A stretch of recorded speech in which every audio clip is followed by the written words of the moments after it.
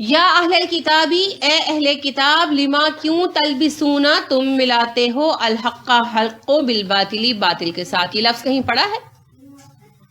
تلبسون الحق کہیں پڑا ہے؟ کہاں پہلے پڑا ہے؟ کہاں کچھ یاد ہے؟ بقرہ میں پڑا ہے، ثلاثہ سے اینڈ میں نہیں پڑھا، آپ نے 5ویں رکوع میں پڑھا. میں ابھی قطامہ تک پہنچی نہیں، میں آپ کو کہہ رہی ہوں تلبسون الحق کا، تو تلبس الحق کا لفظ پڑھا ہے آپ نے 5ویں رکوع میں، بنی اسرائیل سے خطاب میں. یاد کیجیے، آج گھر جا کر دیکھیے، 4 اور 5واں رکوع ہے نا، بنی اسرائیل سے خطاب ہے سورہ بقرہ کا، انہی میں آپ نے یہ آیات پڑھی. وہاں بھی اللہ رب کریم نے یہی کہا کہ اے بنی اسرائیل ولا تلبسوا الحق بالباطل وتکتموا الحق، اے بنی اسرائیل نہ حق اور باطل کو مکس کرو اور نہ حق کو چھپاؤ. ٹھیک ہے، وہاں امپیریٹو تھا اور یہاں پر مضارع ہے. تلبسونا تم چھپاتے ہو، لما کیوں، لما کیا ہے؟ سوالیہ حرف استفہام. لما کیوں تلبسونا تم چھپاتے ہو الحق حق کو ملاتے ہو، سوری تلبسونا تم ملاتے ہو الحق حق کو بالباطل باطل کے ساتھ. تم حق اور باطل کو ملاتے کیوں ہو؟ لابسا اور لاباسا ایک ہی روٹ سے ہے، لام بے سین. تو لاباسا ہوتا ہے لباس پہنانا، ڈھانپنا، اور لبیسا ہوتا ہے مکس کر دینا، ملا دینا دو چیزوں کو. اسی سے پھر تلبیس کا لفظ بنتا ہے. زیر زبر کا فرق ہے نا، لام بے سین ہے لفظ. لاباسا ہو تو مطلب ہے کپڑے پہنانا، ڈھانپ دینا، کور کر دینا، اور لبیسا ہو جائے، زیر آ جائے بے کے نیچے، تو مطلب ہوتا ہے دو چیزوں کا ملا دینا اس طرح کہ آپ ایک کو دوسرے سے الگ نہ کر سکیں. تو اسی سے پھر ہوتا ہے تلبیس. تلبیس حق اور باطل کو ملا دینا، لہذا ٹرم ہے تلبیس ابلیس. ابلیس کا حق و باطل کو ملا دینا. تو ابلیس کا ٹول کون ہے؟ یہود. ٹھیک ہے، یہ شیطان کا کام پورا کرتے ہیں. کیا؟ حق اور باطل کو ملا دینا. کیسے ملانا؟ سمجھنا ہے حق کیا ہے. جیسے فور ایگزامپل ہم اپنے معاشرے کی بات لیتے ہیں کہ نماز کو جو ہمارا پہلا رکن ہے کیسے مشکوک کر دیا گیا ہے نا. عجیب عجیب طرح کے شک پیدا ہوئے ہیں، اچھا رفع الیدین کرے نہ کرے. اتنا بڑا مسئلہ لگتا ہے کہ نماز کی خشوع کی اتنی فکر نہیں ہے، نماز کی تعدیل کی اتنی فکر نہیں ہے جتنا رفع الیدین کی فکر ہے نا. یہ فکر نہیں ہے. اچھا صحابہ کی فکر کیا ہوتی تھی؟ تم کتنی لمبی نماز پڑھتے ہے نا، سورتیں یاد کرتے تھے کہ بھئی یہ لمبی نماز پڑھتا ہے، اس کو اتنا قرآن یاد ہے تو میں بھی کروں. ہماری فکر کیا ہے؟ رفع الیدین کرتے ہو کہ نہیں کرتے؟ اچھا کریں کہ نہ کریں. یہ ہے تلبیس. حق و باطل کو اس طرح مکس کر دینا کہ سمجھ نہ آئے کہ صحیح کیا ہے غلط کیا ہے. عجیب سی پریشانی کا ماحول. یہ عید میلاد النبی کا معاملہ ہی لے لیں. دنیا اس وقت جنگوں کے حال سے گزر رہی ہے، مسلمان ممالک کو اپنی آزادی بچانا مشکل ہے. آپ دیکھیے کہ ایک طرف نہیں، ہر طرف مسلمان بے گھر بیٹھے ہوئے. برما والے ہمارے اپنے وزیرستان بانا وغیرہ کے بیچارے بے گھر بے در ہو کر بیٹھے ہیں، مجبور ہیں، پریشان حال ہے. شام، عراق، یمن کیا حالات ہیں، اور ہمیں کیا فکر پڑی ہوئی ہے؟ جشن عید میلاد النبی منائیں کہ نہ منائیں؟ منانے والے عاشق رسول ہیں کہ نہ منانے والے، ہے نا. یہی ساری بحث چل رہی ہے. اور جتنا لاکھوں روپیہ یہ اس وقت لگایا گیا ہے اس پر، اگر رسول اکرم صلی اللہ علیہ وسلم حیات ہوتے اور مسلمانوں کا یہ عالم ہوتا تو یہ فنکشن پہ لگتا یا ان کی مدد کے لیے جاتا؟ ہے نا. ہم نے دین کو اس طرح ملا دیا کہ ایک بندہ صحیح بات سمجھ ہی نہیں پاتا، سمجھ ہی نہیں پاتا کہ صحیح کیا ہے غلط کیا ہے. یہ ہے تلبیس ابلیس. اس طرح حق و باطل کو مکس کر کے چورا کر دینا، جیسے دال چاول ملا دو اور پھر کہو کہ آپ چن چن کے الگ کرو. اگر کوئی دال اور چاول مکس کر دے کچے تو پھر الگ کون کرے گا؟ بہت مشکل ہے نا، بہت مشکل ہے. یا چینی پتی مکس کر دے، کبھی بچوں نے کی ہے گھر میں؟ بچے ایسی حرکتیں کر دیتے ہیں نا، چینی میں پتی ڈال دی، نمک میں مرچ ڈال دی، اس طرح کی حرکتیں بچے کر جاتے ہیں. تو پھر آپ الگ کر سکتے ہیں؟ نہیں کر سکتے. حالانکہ نظر آ رہا ہوتا ہے کہ اچھا یہ سفید ہے یہ کالا ہے، لیکن آلموسٹ امپاسبل. یہ ہوتی ہے تلبیس. تو حق کو باطل سے اس طرح ملا دینا، اس طرح شیر و شکر کر دینا کہ پتہ نہ چلے حق کیا ہے اور باطل کیا ہے. حالانکہ بظاہر سمجھ آتی ہے کہ یہاں گڑبڑ ہے، لیکن جب تک پیچھے سے فہم واضح نہ ہو اس وقت تک معاملہ حل کرنا بہت مشکل ہے۔ تو اس کو تلبیس کہتے ہیں، اور تلبیس کس کا طریقہ ہے؟ یہود کا۔ بنیادی طور پر تو شیطان کا ہے، لیکن ہمارے جو موجود افراد ہیں، اقوام ہیں، گروہ ہیں، ان میں یہود کا۔ تو ہمیں نہیں کرنا، دین تو واضح اور شفاف چیز ہے، اس کو دوسری چیزوں کے ساتھ مکس نہیں کرنا۔ تو اللہ نے یہی کہا کہ تم حق کو باطل کو اس طرح کیوں ملاتے ہو کہ لوگوں کو سمجھ ہی نہیں آتا کہ حق کیا ہے اور باطل کیا ہے؟ لگی لپٹی گھومی پھری باتیں کیوں کرتے ہو؟ کیا مقصد ہے تمہارا؟ کیا چاہتے ہو؟ وَتَكْتُمُونَ الْحَقَّ، اور تم حق کو چھپاتے ہو۔ کیوں تم حق اور باطل کو ملا دیتے ہو؟ کیوں حق بات چھپا لیتے؟ حق بات چھپا لینا کیا ہے؟ جو ہمارے علماء کرتے ہے نا، سوال پوچھا جائے تو صاف جواب نہیں دیتے۔ جیسے مجھے خاتون نے بتایا کہ ٹی وی پر کسی چینل پر سوال کیا گیا کہ جی پلکنگ کروائیں یا نہ کروائیں، حلال ہے یا حرام ہے؟ تو انہوں نے جواب دیا دل چاہے تو کرا دو، دل نہ چاہے تو نہ کراؤ۔ ایسا ہے؟ صحیح بخاری کتاب اللباس، صحیح مسلم کتاب اللباس، اور صحاح ستہ کی ساری کتابیں ان کی کتاب اللباس میں جائیں آپ کو یہ حدیث مل جائے گی۔ یعنی کہ یہ حدیث جو 6 مشہور کتابیں ہیں سبھی کی کتاب اللباس میں ملے گی، مسند احمد میں بھی ملے گی۔ کیا کہ عبداللہ بن عمر کے پاس ایک عورت آئی اور کہنے لگی کہ ابن عمر، مجھے پتا چلا ہے کہ تم پلکنگ کروانے والی عورتوں پر لعنت کرتے ہو۔ عبداللہ بن عمر رضی اللہ عنہ نے کہا ہاں میں کرتا ہوں۔ تو کہنے لگی کہ کیوں؟ میں نے تو پورا قرآن 2 جلدوں کے مابین پڑھ لیا، مجھے تو کہیں نہیں ملا کہ پلکنگ حرام ہے۔ تو عبداللہ بن عمر رضی اللہ عنہ نے کہا کیا آپ نے قرآن میں یہ نہیں پڑھا کہ جو تمہارا نبی حکم دے قبول کرو اور جو چھوڑ دے کا کہے اسے چھوڑ دو؟ وہ خاتون کہنے لگی ہاں یہ آیت تو پڑھی ہے میں نے۔ تو کہنے لگی کہ اللہ کی قسم میں نے رسول اکرم صلی اللہ علیہ وسلم کو فرماتے سنا آپ 4 طرح کی عورتوں پر لعنت کرتے تھے، پلکنگ کروانے والی، ٹیٹو بنوانے والی، نقلی بال لگانے والی، اور دانتوں کے درمیان خلا کرانے والی۔ سب محدثین نے اس حدیث کو قبول کیا صحیح حدیث کے طور پر۔ اب وہ نہیں بیان کر رہے، کہتے ہیں دل چاہے تو کرا لو، دل چاہے تو نہ کراؤ۔ یہ کیا ہے؟ کتمان حق، حق کو چھپانا، سچی بات نہ بولنا۔ اب پھر اسی طرح ایک اور کسی نے مجھے بتایا کہ ایک عالم صاحب سے اینکر نے سوال کیا، اینکر فیمیل تھی، عالم صاحب مرد تھے، تو وہ کہنے لگی کہ موسیقی حرام ہے یا حلال ہے؟ تو وہ کہنے لگے کہ اب اگر میں کہوں گا حرام ہے تو کیا آپ چھوڑ دیں گی؟ تو پھر اس سوال کا مطلب کیا ہے؟ یہ کیا ہے؟ حق باطل ملانا ہے نا، تلبیس بھی ہے اور کتمان بھی ہے۔ ایک تو آپ اس جگہ پر بیٹھے ہیں جہاں آپ کو نہیں ہونا چاہیے، سب سے اہم بات یہ ہے ایک نیم اڑیاں عورت کے ساتھ بیٹھنا ایک مسلمان عالم کو، مذہبی عالم کو زیب نہیں دیتا، بالکل۔ اور دوسری بات یہ ہے کہ اگر وہ سوال کر ہی لیا گیا تو کم از کم جواب تو سچا دو، کم از کم سچ بولو۔ آپ نہیں عمل کرتے، ہو سکتا ہے کوئی سن کے کر لے، لیکن پھر وہ جواب بھی نہیں دے پاتے۔ یہ ہے تلبیس بھی اور کتمان بھی، ملے جلے ہوتے ہیں نا۔ یہ ہے کتمان حق، سچی بات نہ کہنا۔ اور یہ مسئلہ جب علماء میں آ جاتا ہے تو اصلاح بہت مشکل ہو جاتی ہے، کیونکہ علماء نے سچی بات بتانی ہے نا۔ جب مسجدوں کے ممبروں پر جھوٹ بولا جاتا ہے نا تو وہ جھوٹ پھر دین کا حصہ بن جاتا ہے، کیونکہ لوگ سمجھتے ہیں کہ مسجد کے ممبر پر بیٹھ کے کوئی جھوٹ بولے گا۔ تو یہ ہے کتمان حق۔ اور رسول اکرم صلی اللہ علیہ وسلم نے ہمیں اس فتنے سے آگاہ کیا۔ آپ صلی اللہ علیہ وسلم نے کہا تم وہ وقت دیکھو گے مقام ابراہیم پر کھڑے ہو کر لوگ قرآن ہاتھ میں لے کر جھوٹ بولیں گے۔ تو یہ ہو رہا ہے نا، اور ہوگا، اور ہوا، ماضی میں ہوا، آئندہ بھی ہوگا۔ تو ہمیں یہ دیکھنا ہے کہ بات قرآن سے ٹیلی کرتی ہے یا نہیں کرتی۔ جس کی بات قرآن اور حدیث سے ملتی ہے وہ چاہے عالم نہ بھی ہو اس کی بات قبول کرے، اور جس کی بات قرآن اور حدیث کے اگینسٹ ہے، چاہے وہ بڑا عالم ہے، چاہے وہ مشہور ہے، اس کے لاکھوں فالوورز ہیں، اس کی بات پر توجہ مت دیں۔ جی آپ نے کچھ کہا؟ اچھا۔ وَأَنْتُمْ تَعْلَمُونَ، اور تم جانتے ہو، یعنی تم جھوٹ بول رہے ہو اور تم جانتے ہو کہ تم جھوٹ بول رہے ہو۔ ہمارے علماء جانتے ہیں؟ جی سب جانتے بوجھتے ہوئے جھوٹ بولتے ہیں۔ معصومیت میں کوئی جھوٹ نہیں بولتا، سب کو پتا ہے وہ کیا کر رہے ہیں، لیکن مقاصد ہے جس چینل کے ساتھ جڑے ہوئے اس کی پالیسی کے اگینسٹ ہے، یا حکومت کے پینل پر ہیں اور حکومت کی پالیسی کے اگینسٹ ہے، تو ان وجوہات سے یہ لوگ جھوٹ بولتے ہیں۔ تو اللہ رب کریم نے انہیں یہ بات کہی۔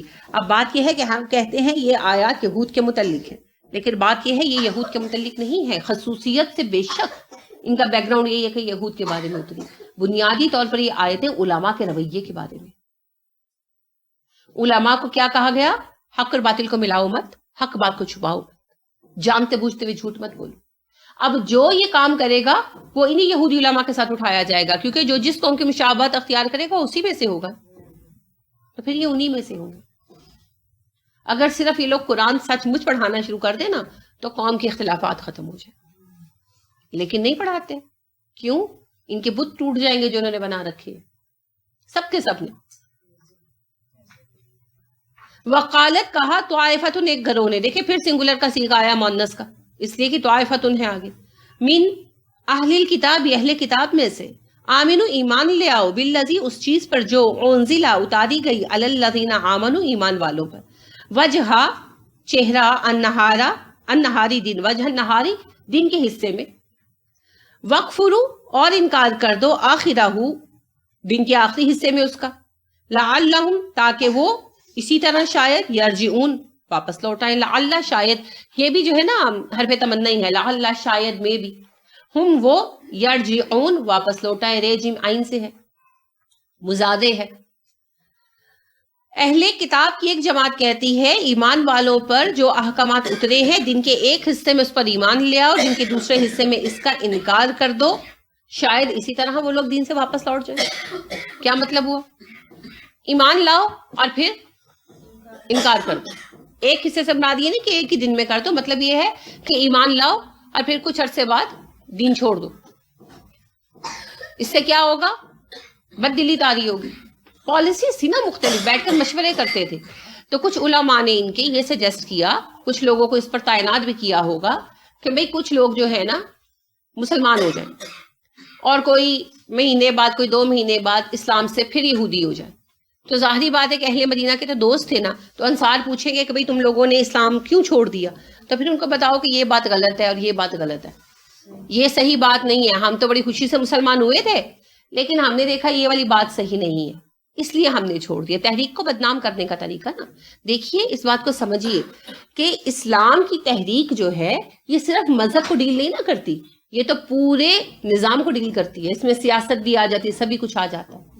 تو یہ ایک بڑی فعال تحریک ہوتی ہے. یہ صرف مسجد کے ممبر تک نہیں رہتی، یہ گھر گھر پہنچ جاتی ہے. یہ اسمبلی میں بھی جاتی ہے، اسمبلی کو بھی ہینڈل کرتی ہے. ٹھیک ہے، تو پھر اس سے بدل کرنے کے لیے انہوں نے یہ طریقہ اختیار کیا کہ کچھ غدار شامل کر دی. وہ غداروں نے کیا کیا؟ پارٹی کے ممبر بن گئے، مسلمان ہو گئے، اسلامی تحریک کے ممبر بن گئے. ٹھیک، اور پھر کیا کیا؟ 2-4 مہینوں بعد پارٹی بدل لی، جیسے ہمارے سیاستدان بدلتے ہیں نا، پارٹی بدل لی، یعنی پھر یہودی ہو گئے. اب جب مسلمان انصار لوگ جو تھے انہوں نے سوال کیا کہ بھئی تم مسلمان سے پھر یہودی کیوں ہو گئے؟ تو اس کے لیے انہوں نے جھوٹی کہانیاں سنائی کہ ہم نے فلانی بات دیکھی، ہم تو سچا نبی سمجھے تھے، معاذ اللہ انہوں نے تو ایسے کیا، یا یہ تو ایسے ہے، یا یہ تو اللہ کا کلام نہیں ہے، ہمیں اس بات سے پتہ چل گیا. تو ان کا اس طرح ہو سکتا ہے کہ انصار دین سے ہٹ جائے. ٹھیک ہے، اب آپ دیکھ رہے ہیں کہ کس حد تک وہ مسلمانوں کو بگاڑنے کے خواہش مند ہے، کہ اللہ کے دین کے ساتھ کھیلنے سے بھی نہیں ڈرتے، حالانکہ یہ جانتے تھے کہ رسول اکرم صلی اللہ علیہ وسلم سچے نبی ہیں. اس میں بہت ساری گواہیاں ہیں، بہت ساری گواہیاں ہیں، لیکن کچھ باتیں جو آپ بھی جانتے ہیں اور مشہور ہیں. بحیرہ جو تھے، بحیرہ راہب جو تھے، جب اب رسول اکرم صلی اللہ علیہ وسلم چھوٹے تھے، تقریباً 10 سال کے تھے، اور آپ کے چچا ابو طالب سفر پر گئے شام کے، تو آپ ساتھ گئے نا ضد کر کے. تو راستے میں بحیرہ راہب نے دعوت کی، یاد ہے؟ وہ اپنی خانقاہ سے نہیں نکلتے تھے، تو انہوں نے دعوت کی، لیکن یعنی کہ پھر کہا کہ بھئی تمہارے ساتھ کوئی ہے قافلے میں جو رہ گیا ہے؟ تو ابو طالب نے کہا کہ میرا بھتیجا ہے، تو اس کو سامان کی رکھوالی کی وجہ سے ملازموں کے ساتھ چھوڑ آیا ہوں. تو انہوں نے کہا اپنی اس کو بلاؤ، تو بلوایا گیا. تو پھر اس نے کیا کہا تھا بحیرہ راہب نے؟ انہوں نے کہا تھا کہ یہ نبی ہونے کی ساری نشانیاں اپنے اندر رکھتا ہے، اور مجھے گمان ہے کہ یہی آخری نبی ہوگا، اسے شام لے کر مت جاؤ، یہودی سے نقصان پہنچانے کی کوشش کریں گے. اس سے پتہ کیا چلا؟ یہود پہچانتے تھے نا، پہچانتے تھے، ہے نا، اسی لیے پھر واپس کروا دیا. اور ابو طالب نے واپس بھیجا تھا نا، خود بھی واپس آ گئے تھے. قافلے کا ہیڈ کسی اور کو بنا دیا، خود واپس آ گئے. یقین تھا تو واپس آئے نا. اور پھر آپ دیکھیے کہ عبداللہ بن سلام آپ سے ملے 3 سوال کیے اور مسلمان ہو گئے. عبداللہ بن سلام بہت مشہور عالم تھے یہود کے. اسی طرح آپ دیکھیے کہ ہماری ماں رسول اکرم صلی اللہ علیہ وسلم کی بیوی حضرت صفیہ رضی اللہ تعالیٰ عنہ، ان کی گواہی ہے. حضرت صفیہ رضی اللہ تعالیٰ عنہ مشہور یہودی عالم حیی بن اخطب کی بیٹی تھی. وہ اپنے قبیلے کا سردار بھی تھا اور سب سے بڑا عالم مانا جاتا تھا اس وقت. تو جب رسول اکرم صلی اللہ علیہ وسلم مدینہ تشریف لائے تو حیی بن اخطب اپنے چھوٹے بھائی کے ساتھ ملنے کے لیے آیا. واپس گئے تو اماں صفیہ بیان کرتی ہیں کہ میں اشتیاق کے عالم میں باپ اور چچا کی گفتگو سننے کے لیے بیٹھک میں آ گئی. تو میرا چچا پوچھنے لگا کہ بھائی جان کیا کہتے ہیں اس نبی کے بارے میں. تو کہنے لگا کہ مجھے اس رب کی قسم ہے جس نے موسیٰ کو سمندر پھاڑ کر راستہ دیا تھا. یہ یہود میں سب سے بڑی قسم مانی جاتی ہے. مجھے اس رب کی قسم ہے جس نے سمندر پھاڑ کر موسیٰ کو راستہ دیا تھا. یہ وہی نبی ہے جس کی پیشن گوئی ہماری کتاب کرتی ہے. تو اماں صفیہ رضی اللہ تعالیٰ عنہ کہتی کہ میرے چچا نے کہا پھر اب آپ کیا کریں گے. وہ کہنے لگا مجھے اسی رب کی قسم ہے جس نے موسیٰ کو سمندر پھاڑ کر راستہ دیا تھا. میں جب تک زندہ رہوں گا اس کا انکار کرتا رہوں گا.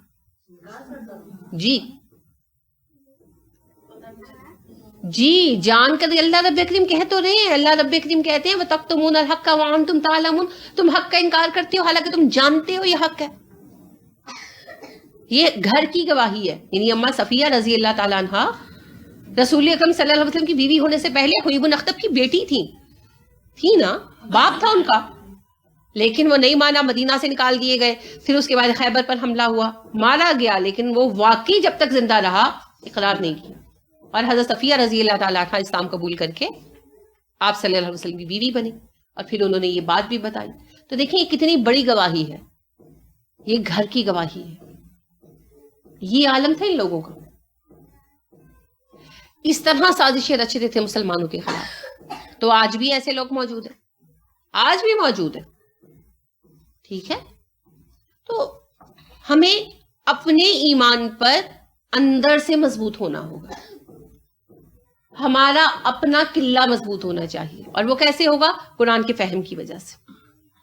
یعنی آپ دیکھیں کہ انہیں مسلمانوں کو دین سے ہٹانے کی اتنی خواہش ہے کہ وہ بیٹھ کر ڈسکشنز کرتے تھے. یہ اللہ رب کریم نے ان کی ایک ڈسکشن کا حال بیان کیا کہ باقاعدہ ڈسکشن ہوئی، میٹنگ ہوئی، اجلاس ہوا باقاعدہ. کیا کریں؟ لوگ مسلمان ہوتے جا رہے ہیں، جو مسلمان ہوتا ہے وہ پھر اسلام نہیں چھوڑتا، کیا کریں؟ تو پھر ان کے کسی چلاک بندے نے یہ مشورہ دیا ہوگا نا کہ کچھ لوگوں کو تیار کرو جو ان کے گھروں میں شامل ہوں، مسلمان ہوں اور کچھ عرصے بعد اسلام چھوڑ دیں. اور جب ان سے پوچھیں مسلمان کہ تم نے اسلام کیوں چھوڑا تو پھر یہ بتائیں کہانیاں کہ بھئی ایسا ہے تو ویسا ہے تو ویسا ہے، تاکہ کچھ لوگ بدل ہو کر شاید اس طرح اسلام چھوڑ دیں. لعلہم یرجعون، شاید اس طرح ہم اسلام چھوڑ دیں. ان کو باطل کے لیے کتنی تڑپ ہے، ہمیں حق کے لیے تڑپ ہے؟ تڑپ نہیں ہے. یہی تو بات ہے، ہمیں تڑپ نہیں ہے. وہ بہت تڑپتے ہیں، انہوں نے بہت کام کیا ہے. آپ ان کی اٹھا کر دیکھیں نا، ان لوگوں نے تاریخ اگر آپ یہود کی دیکھیں، انہوں نے بہت بیسک لیول سے کام شروع کر کے یہ کامیابی لی ہے. بے شک ان کی ساری محنت باطل کی راہ میں ہے، مگر محنت بہت کی ہے. فری میسن کی تاریخ پڑھیں، کتنی محنت کی ہے انہوں نے. جگہ جگہ انہوں نے فری میسن کے ادارے بنائے اور کس طرح آرگنائز کیا. فری میسن کا اصل مقصد یہی تھا، یہود کو آرگنائز کرنا. کیا انہوں نے، ہر جگہ یہود تک پہنچے اور پوری دنیا کے بہترین لوگوں کو انہوں نے اپنے مقاصد کے لیے استعمال کیا. مسلمانوں تک کو کیا، اپنے مقاصد کے لیے استعمال کیا. بہت محنت کی ان لوگوں نے باطل کی راہ میں، اور ہم سے حق کی راہ میں محنت نہیں ہوتی. انہیں دنیا میں کامیابی ملی نہیں ملی کوئی پتہ نہیں، کسی کو ملی کسی کو نہیں ملی، لیکن آخرت میں کچھ نہیں ملنے والا. ہمیں دنیا میں بھی کامیابی ملے گی انشاءاللہ، کیونکہ دنیا میں آخر کار اللہ کا نظام قائم ہونا ہے نا. تو ہمیں دنیا میں بھی کامیابی ملے گی اور آخرت میں تو ملنی ہی مومنین کے لیے ہے کامیابی آخرت کی.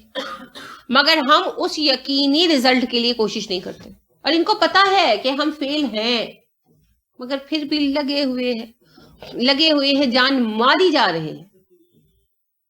یہ ذرا فرق دیکھیے، اپنی کاہلی دیکھیے اور ان کی جان بازی دیکھیے. وہ کچھوے خرگوش والا قصہ نہیں ہے نا؟ خرگوش ایسا سویا کہ اٹھ ہی نہیں رہا. کچھوا نہ صرف منزل پہ پہنچ رہا ہے بلکہ اس نے قبضہ بھی کر لیا.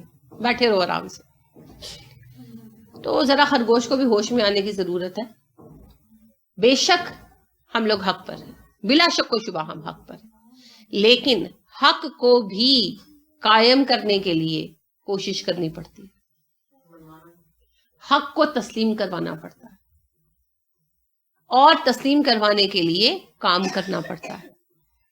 فرض کریں آپ کا گھر بہت پیارا ہے, بہت اچھا ہے, بہترین جو ہیں وہ کھڑکیاں ہیں, شیشے والے دریچے ہیں, اور بالا خانہ ہے, اپر پورشن خوبصورت گھر, آبشار چلتی ہے, سب کچھ ہے. اور آپ کی بہن ہے, ان کا گھر چھوٹا ہے اور اس میں اتنی کوئی چیزیں نہیں ہیں. اب آپ اپنے گھر کا خیال نہیں کرتی, بالکل چھوڑا ہوا ہے اس کو, تو کچھ عرصے میں کیا ہوگا, کباڑا خانہ بن جائے گا نا. اور اگر آپ کی بہن خیال رکھتی ہیں, گھر صاف ستھرا رکھتی ہیں, تو چاہے وہ چھوٹا ہے, سادہ ہے, وہ چمک اٹھے گا, لوگوں کی نظروں اور توجہ کا مرکز بنے گا, ہے نا. اگر آپ چاہتی ہیں کہ آپ کے گھر کو لوگ توجہ دیں, تو خالی آپ یہ کہتے رہنے سے میرا گھر بڑا ہے, میرے گھر میں اتنے شیشوں والی کھڑکیاں لگی ہوئی ہیں, کوئی متوجہ نہیں ہوگا. ہاں, اگر آپ اپنے گھر کو صاف ستھرا کریں, آبشار چلائیں, شیشے چمکائیں, تو پھر لوگ متوجہ ہوں گے, ہاں یہ جگہ ہے دیکھنے کے قابل, ہے نا. تو بات وہی ہے, ہمارے پاس ہر چیز بہترین شکل و صورت میں ہے. دین جو ہے نا بہترین شکل و صورت میں. لیڈرشپ ہمارے پاس ہے, کسی قوم کے پاس لیڈرشپ نہیں ہے, ہمارے پاس. رسول اکرم صلی اللہ علیہ وسلم ایک مکمل لیڈر تھے, زندگی کے ہر پہلو کی وضاحت کر رہے تھے. آپ صلی اللہ علیہ وسلم کی مکمل سنت موجود ہے, ہمارے پاس مکمل لیڈرشپ ہے. جہاں پر کوئی چھوٹی موٹی بات ایسی ہے جو سنت سے سمجھ نہیں آتی, یعنی معاملات کم پیش آئے, تو خلفائے راشدین موجود ہیں, ٹھیک ہے. لہٰذا ہمارے پاس مکمل لیڈرشپ موجود ہے, ہمارے پاس مکمل لائحہ عمل موجود ہے. ہمیں کسی چیز کا قانون بیٹھ کر بنانے کی ضرورت نہیں ہے کہ اچھا کیا کریں, ٹیررزم کو روکنے کے لیے کوئی بل پاس کیا جائے, اوہو اچھا رشوت ستانی کو روکنے کے لیے کوئی بل پاس کیا جائے, زنا کو روکنے کے لیے کیا کریں. اللہ نے سارے قوانین پہلے بنا کر دے دیے. ٹیررزم کا مسئلہ ہو تو یہ قوانین لاگو کرو, زنا کو روکنے کے لیے یہ قوانین لاگو کرو, اور یہ احتیاطیں برتو. سب قانون بھی بنا بنایا موجود ہے, صرف اسے امپلیمنٹ کرنا. ہمیں لوگوں کو مقصد دینے کی بھی ضرورت نہیں ہے. آپ کو پتہ ہے لوگوں کے پاس مقاصد نہیں ہوتے, مقصد دینے کے لیے حکومتیں کتنا کتنا چکر چلاتی ہیں, اور اربوں روپیہ خرچ کر کے نا پبلسٹی کا کام کرواتی ہیں کہ یہ کرو گے تو یہ ہوگا, یہ کرو گے تو یہ ہوگا, تمہارا اتنا ٹیکس بچے گا, تمہیں فلانا فائدہ ملے گا, تمہیں پراویڈنٹ فنڈ ملے گا. 100 لالچیں لگاتی ہیں. ہمیں اس کی بھی ضرورت نہیں ہے, ہمارے پاس بنا بنایا مقصد ہے. تمہارے رب نے تمہیں جنت کی طرف بلایا ہے, چلو. مقصد بھی بنا بنایا ہے جس کی طرف صرف انوائٹ کرنے کی بات ہے, اور اس مقصد تک پہنچنے کا لائحہ عمل بھی سارا بنا بنایا موجود ہے, صرف اسے نافذ کرنے کی بات ہے. ہمارے پاس ہر چیز موجود ہے, مگر ہم نے اسے لپیٹ کر تاک میں سجا دیا, پڑا ہوا ہے بس. جب تک ہم اسے امپلیمنٹ نہیں کریں گے ہم کامیاب نہیں ہو سکتے. ہمارے مقابل جو اقوام ہیں, یا جیسے عیسائی ہیں, یا یہودی ہیں, یا ہندو ہیں, ان کے پاس نہ مقصد ہے, نہ لیڈرشپ ہے, نہ لائحہ عمل ہے, نہ آئین ہے, کچھ بھی موجود نہیں ہے. وہ خالی ہاتھ ہیں. وہ اپنے ذہنوں کے ذریعے کبھی مقصد بناتے ہیں, کبھی قانون بناتے ہیں, پھر اس میں خطا کھاتے ہیں, پھر نیا قانون بناتے ہیں. وہ تو دھکے کھا رہے ہیں, مگر پھر بھی چونکہ وہ ایک ہی راہ پر چلے جا رہے ہیں نا, تو گرتے پڑتے کچھ نہ کچھ نتائج انہیں مل رہے ہیں. ہمارا سبھی کچھ سیٹلڈ ہے, مگر ہم نے سفر ہی روک دیا, ہم بیٹھ گئے ایک جگہ پر. اس وجہ سے ہمیں کوئی کامیابی نہیں مل رہی. ہمیں اس مسکنت سے باہر نکلنا ہوگا, ہمیں اس مسکنت سے جان چھڑانی ہوگی, کیونکہ آپ کو پتا ہے نا یہ سزا ہے اللہ کے دین کو پارشل نافذ کرنے کی. اللہ رب کریم نے بتایا نا کہ جب انہوں نے, یہود نے صحرا میں دین کا کام کرنے سے انکار کر دیا اور کہا کہ ہمیں کھانے چاہیے اور ہمیں مزیدار چیزیں چاہیے اور ہمیں بہترین لباس چاہیے, ہم سے نہیں یہ مشقت ہوتی, تو اللہ نے کیا کہا, ہم نے ان پر مسکنت اور ذلت طاری کر دی, ہے نا. ضرب علیہم الذلۃ والمسکنۃ وباؤوا بغضب من اللہ. ہم نے بھی دین کا کام کرنے سے انکار کر دیا, زبان سے نہیں کیا, عمل سے کر دیا. ہم دین کا کام کرنے کے لیے تیار نہیں ہیں. ہم پر بھی اللہ کی مسکنت اور ذلت طاری کر دی. اس مسکنت سے نکلنا ہے. مسکنت کیا ہے؟ بے بسی کا احساس. ہم کچھ نہیں کر سکتے. آج ہر طرف سے یہی لگتا ہے نا, ہم کچھ نہیں کر سکتے, لیکن یہ غلط ہے. یہ شیطان نے ہمیں جو ہے نا چکر میں ڈال دیا, اور اپنے عمل کی وجہ سے اللہ نے رحمت کھینچ لی, تو ہمیں ایسا محسوس ہونے لگا جو کچھ کرنا ہے ہم نے ہی کرنا ہے. دنیا کی تقدیر ہم نے بدل لی ہے. ہم تبدیلی لائیں گے, مسلمان تبدیلی لائیں گے. اقبال کہتے ہیں نا, خدائے لم یزل کا دست قدرت تو, زباں تو ہے, یقین پیدا کرے غافل کے مغلوب گماں تو ہے. اللہ رب کریم نے دنیا میں جو نفاذ دین کرتا ہے نا, ہم نے ہی کرنا ہے اسے, ہم سے کروانا ہے. اللہ تبدیلی ہم ہی لائیں گے دنیا میں, لیکن اس کے لیے ہمیں یہ مسکنت اتارنی ہوگی. اور مسکنت اتارنے کے لیے ضروری کیا ہے؟ قرآن کی طرف واپس آنا, کیونکہ قرآن حرکت و عمل کا پیغام. ٹھیک ہے, تو لہٰذا قرآن کو گھر گھر میں پہنچائیں, لوگوں تک آگے لے کر جائیں, اور اس مسکنت کو اپنے اوپر سے اتار کر حرکت اور عمل کے لیے تیار ہو جائیں. تبھی کام بنے گا, اس کے بغیر نہیں بنے گا. باقی رہ گئے اللہ کی تقدیر. اللہ کی تقدیر ہرگز یہ نہیں ہے کہ مسلمان ایسے مجبور اور مظلوم ہو کر بیٹھے رہیں. یہ ہماری کوتاہیوں کا نتیجہ ہے, اللہ کی تقدیر نہیں ہے. سمجھ آئی؟ یہ غلط ہے. یہ یعنی ایک جھوٹی سوچ ہے جو شیطان نے ذہنوں میں ڈال دی کہ تقدیر کا سبق پڑھ لیا ہم لوگوں نے کہ جی اللہ کا حکم یہی ہے, یہی ہونا. نہیں, انڈیویجول لیول پر ٹھیک ہے بعض اوقات مشقتیں لکھی ہوئی ہوتی ہیں, لیکن مسلمان من حیث القوم ذلیل ہو جائے, رسوا ہو جائے, یہ اللہ کی مشیت نہیں ہے. یہ ہماری کمزوری کا نتیجہ ہے. یہ صرف ہماری کمزوری کا نتیجہ ہے. لہٰذا یہ ساری باتیں چھوڑ دیں کہ جی تقدیر میں ہے اور یہ آزمائش ہے. یہ آزمائش نہیں ہے, یہ سزا ہے. اس سزا سے نکلنا ہوگا, اس ذلت اور مسکنت سے نکلنا ہوگا. اور تقدیر تو مومن کی رائے کے نیچے چلتی ہے. فرق صرف یہ ہے کہ مومن بن کر دکھاؤ. تیرے دریا میں طوفان کیوں نہیں ہے, خودی تیری مسلمان کیوں نہیں ہے. تیرے دریا میں طوفان کیوں نہیں ہے, خودی تیری مسلمان کیوں نہیں ہے. ابس ہے شکوائے تقدیر یزداں. ابس کیا ہوتا ہے؟ فضول. ابس ہے شکوائے تقدیر یزداں, تو خود تقدیر یزداں کیوں نہیں ہے نا. جب بندہ اللہ کی راہ پر چلتا ہے نا, اور قومیں چلتی ہیں, یعنی کہ پورے مسلمان جو ہے ان کی ایک بڑی تعداد اللہ کی راہ پر چلنا شروع کر دے, تو پھر اللہ انہی کے فیور کے فیصلے اتارتا ہے جیسے پہلے اترا کرتے تھے. لہذا تقدیر کے فلسفے میں اپنے آپ کو نہیں باندھنا. یہ فلسفہ مسلمانوں نے ناکامی کے بعد پڑھا ہے. ٹھیک ہے, انڈیویجول اچھے بری تقدیر آئے گی, بیماری آ گئی, آپ نے ویکسینیشن کرائی ہوئی یا پھر بھی بیماری آ گئی, وہ چیزیں ہوتی ہیں. لیکن من حیث القوم مسلمانوں کو ذلیل کروا دینا, یہ اللہ کی تقدیر نہیں ہے, یہ ہماری کمزوری ہے. ہم نے اپنا کام چھوڑ دیا, نتیجے میں ذلیل ہو گئے. ٹھیک ہے, تو اس مسکنت سے نکلنے کا حل کیا ہے؟ قرآن کو پکڑ کر حرکت و عمل میں آنا. ٹھیک ہے, تو اس کی طرف خود بھی آنا ہے اور باقیوں کو بھی لانا ہے. خواب خرگوش سے نکلنا ہوگا. خواب خرگوش سمجھتے ہیں؟ وہ جو خرگوش سو گیا تھا نا, تو وہ آج تک سویا ہی ہوا ہے. یہ خواب خرگوش سے نکلنا ہے. پھر انشاءاللہ اللہ رب کریم کی ہاں مقبولیت بھی ملے گی اور کامیابی بھی. اللہ رب کریم ہمیں جاگنے اور جگانے کی توفیق عطا فرمائے. آمین. سبحانک اللہم و بحمدک ونشہد ان لا الہ الا انت ونستغفرک ونتوب الیک. السلام علیکم ورحمۃ اللہ وبرکاتہ.